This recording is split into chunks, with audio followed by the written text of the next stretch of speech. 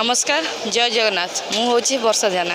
आज हूँ रथयात्रा रथयात्रा देखी पारुथिबे कोण ओकोण कि भक्त मैंने आसिक महाप्रभु को दर्शन करुँच। आज मो पाखे एक मौसी आसी पहुँची चलतु तर प्रतिक्रिया नवा से पुरी की आसिक जगह को दर्शन करमती अनुभूति लगुच। मौसी TR24 को स्वागत करी।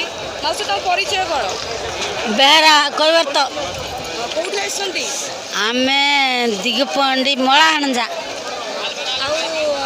दिन आसिले 3 दिन है रथ देखिले। हाँ ए अलारनाथ काल जाइलु काली रथ देखिलु दिन अलारनाथ जाइलु।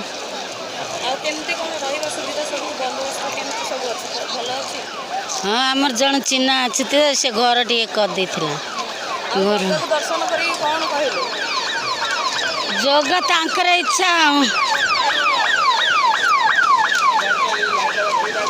तांकर इच्छा ना जगह किस भल करते जगह कौन मागिले जिते जहाँ भी जगह को मंदिर भीतर देखुले एवं मंदिर बाहर देखी कौन कौन किस कही जगह भल आगा भल देले।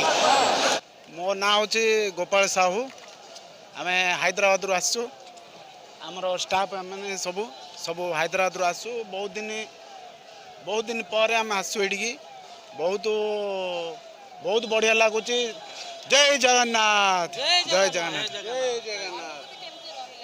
आज्ञा 3-4 थर आसी किंतु रथ यात्रा जमा देखी नी बहुत थर ठाकुर को डाकी बहुत थर सबुदिने जगन्नाथ चैनल देखुची सकाଳେ संजे देखिकी डाकुची आसंता वर्ष आसिम बोली बाहर थी बहुत देह खराब है आसी पाइल ए वर्ष ठाकुर दया काली आसी पाइल आज ठाकुर दया है बर्तमान आसी बस रे बर्तमान पहुँचली। प्रभु जय जगन्नाथ मत किमी देख